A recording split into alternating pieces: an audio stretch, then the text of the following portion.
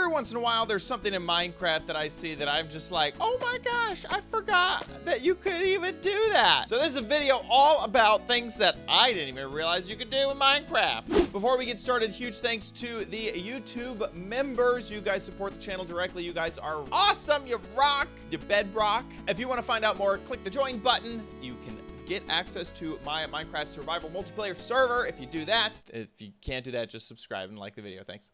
So here we are inside of Minecraft, and today I'm going to go through a whole bunch of different things that either I've learned while making the show or that I completely forgot about and feel like they're fresh and new all over again. This is a little technique where you can place down lily pads on planks, and you actually can't place down lily pads on planks. I'm doing something special here to make them be able to be placed on planks, which is to waterlog a slab. So this is not an actual plank, it's just a slab, and it is waterlogged down below. It's very, very simple. All you have to do is just put down a normal slab, then take a water bucket and waterlog that slab. You can do this with stairs as well if you don't want, say, all this craziness. If maybe one edge or two edges is exposed, you can use stairs just fine. Any solid face to that block will act as if it is a solid block.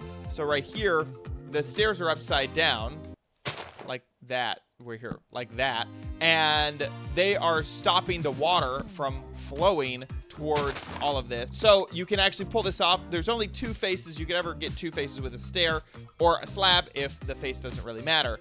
Now that that is done and the blocks are waterlogged, you can add lily pads, coral, any of the tube coral or coral fans onto these blocks, and they will support basically the aquatic life, which is really, really quite neat that you can pull off this cool effect and, you know, walk on top of it. And if you really want this effect for maybe you have like a very, I don't know, foresty house and you want a different type of floor, you can put lily pads on the floor.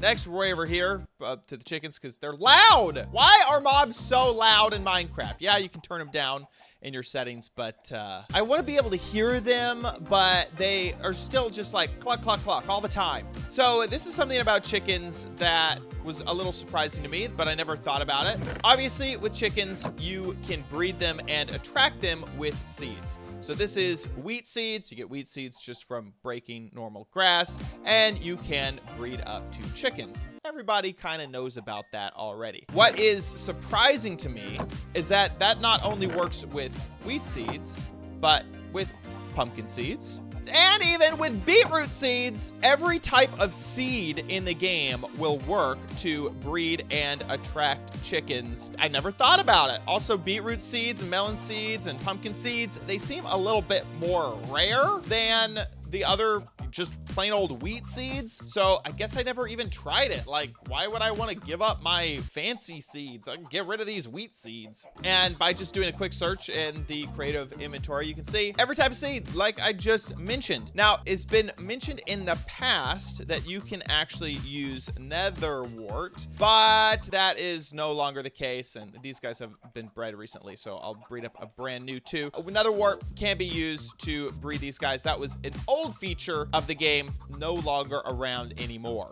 Next is a little feature that I find hilarious every single time that I see it done. It's something that I never think of. It like never comes up. That is obviously with a creeper. I wouldn't have spawned one down unless we were doing something with a creeper. And that is that you can light him on fire with a flint and steel, and he will always explode. It basically creates him to be aggro no matter what, and he's gonna blow up. With a normal creeper, obviously, if you were to, here, let me switch into survival mode. As they walk at you, they start their countdown, but if you walk, well, that didn't work out very well because I didn't walk fast enough. But as they start their countdown, if you run away, they will stop blinking eventually and not explode.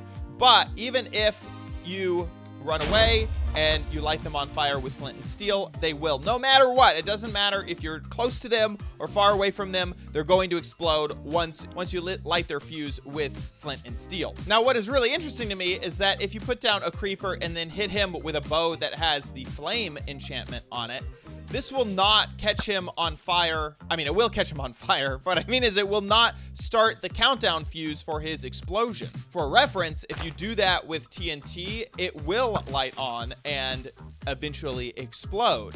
So it feels like if this was exactly like TNT, you'd be able to start the timer with just the flame enchantment. Also, by the way, if you didn't know, you can shoot an unenchanted arrow through lava and that will catch the arrow on fire. So as you can see, so that will also not work. I don't know if I can actually hit this guy. He's kind of hidden by this. Get out of here, dirt. Oh, wait, what? Wait a second. My arrow fell onto him, and now he is on fire. Well, that was not what we intended. Did we hit him? There we go. Well, he died. Here, let's try one more time. Okay, unenchanted, into him. There he goes. He's on fire. Still doesn't work. There's no fancy way to make this happen. Sometimes that happens in Minecraft. You go about it a really difficult way, and then it'll work.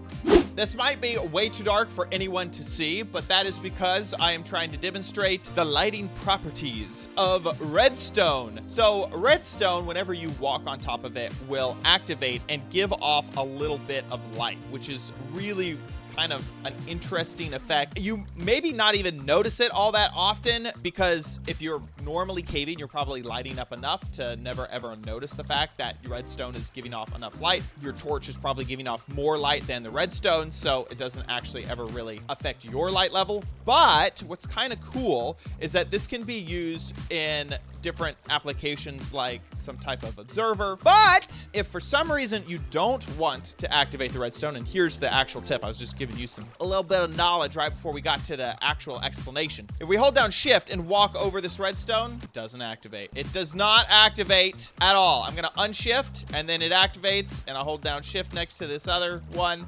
Doesn't activate at all. So if for whatever reason you don't want to activate that redstone, you can hold down shift. I love this little detail. I think it is so cool that the developed in the game. Shift it, you're sneaking on top of it. It's not gonna activate because you're being sneaky. Really neat. This next came up recently when a friend did not know that you could pull this off with sand, and that is that you don't actually have to break sand with a shovel or your hand or whatever. You can actually use the fact that it is a falling entity. Whenever it lands onto another sort of tile, then it will break because they can't take up the same space. What do I mean? Let me demonstrate. So if I was, say, digging around and I really wanted to get rid of some of the sand that was in my way, I could, of course, use a shovel or my hand to dig it out. But if I take a torch, break the block, and then immediately place the torch like this, as the sand falls onto the torch, it will break apart and it will not need me to actually mine up each and every single one of those blocks. This is especially useful whenever you are trying to maybe get out of a desert, like maybe you've created your mine shaft in the desert and you're trying to get out of there and it's just super annoying, or it can be used to harvest a lot of sand rather quickly. And whenever I find someone who doesn't know about this technique, it's like mind blown. Like they're so happy that I have explained it to them because holy moly, it saves a ton of time. I switched into survival mode to show you another thing that I always do, which is to put the torches in my offhand and then use my shovel, basically the torch at the same time. That way I can easily put down the torch without needing to switch any type of inventory slot. And then it will work flawlessly basically every single time. And then you just break your torches once you want them back. Speaking of torches, they can be used for this next trick. Normally, whenever you are staircasing up, you use this technique where you place a block at the edge of another block, whoops, and then you go up and up and up. But this creates one extra block use that you don't actually need to be using. If you use a torch instead, you can use it in two different modes. One is just off of the back of the block, and then you place down the block on top of that torch. You can use the hitbox of the torch to place the next block, and then you are only putting down a 1 block high staircase. The other method to use, and this one's a little bit better because you can continuously look in the same direction, is to place that torch on the block that you're standing on, then jump, and then place it onto the edge. Basically, you have to move your crosshairs just perfectly so that you can hit the edge of the torch and not not the top of the torch, and then continue on. And this has a small advantage that you are able to look directly at the torch once your build is complete, and then you can destroy a whole bunch of them as you're heading down. Well, obviously not if you're in creative mode and doing what I just did there, but you can get some of your torches back, so you don't have a torch sitting on every single block. Now you may be saying to yourself, use the torch in your offhand, just like I did with the sand. Well, sadly, you can't place down a torch inside of the block that you're in if you are holding another block. So it doesn't really work that way. You still have to switch off of the block that was in your hand. So sad. I love showing this next tip to people because it blows their mind. These chests right here all look the same, but when you open them, they have different labels. So right over here, you can see that this chest is labeled blocks. This next one is labeled food. This next one is labeled glass. I love this because people do not realize that you can change the label up here above the chest. It's very simple to do. All you have to do is rename the chest in an anvil to whatever you want. So I could name this, I don't know, cheaty things. And now that is renamed. When I put it down and open it up, the label is on the top of the chest. It doesn't just say the default chest at the top. Cool thing is that you only have to rename one thing, because whenever you put down a chest next to it, it will remember what the original chest name was. So you can see that it's still labeled food glass. The original chest does need to be there. So now that I have destroyed that original chest, it's renamed to chest. And if I put down cheaty things again, it will take the name of cheaty things. If I were to take this glass chest and this food chest and put down the food chest first, then the glass chest second, then it will be food, basically whatever is on the right hand or left hand side. I know my right and my left, children. This does not only work with chests, but it actually works with basically every block that has an inventory. So it'll work with a furnace. So here we have a whole bunch of different items, and it works with all of them. So this furnace is called please. This enchanting table is called sub. This dispenser is called two. This hopper is called OMG craft. This shulker is called also, and this smoker is called like. You can really name anything that has a interface, except for, funny enough, the anvil. The anvil is named repair and name, and if you name the anvil something interesting, then it will not keep that name at the top, sadly. Speaking of renaming things, people do not realize that you can actually rename the wither. So we're just gonna go ahead and create one. As he's spawning in here, we're gonna grab our name tag and tag him. So he has been named Members Are Awesome, and even his health bar at the top will show his name. So you can just rename a wither, which like nobody knows about. So if you're really having an epic wither fight and you really want to make it special, just rename him something memorable, which is kind of cool. The last tip that I have for you actually includes this wither, and let's see if it happens live here. And that is, as mobs die, obviously whenever a wither kills a mob, it will drop a wither rose. But what a lot of people do not realize, and something that I learned while filming OMG Craft, is that every once in a while, if it is possible, that mob, instead of dropping the wither rose as an item, there it is on the floor, it will actually plant it into the ground as an actual flower. It just happened. Look, there he goes. He died. And now there is a wither rose that has been planted in the ground as an actual flower.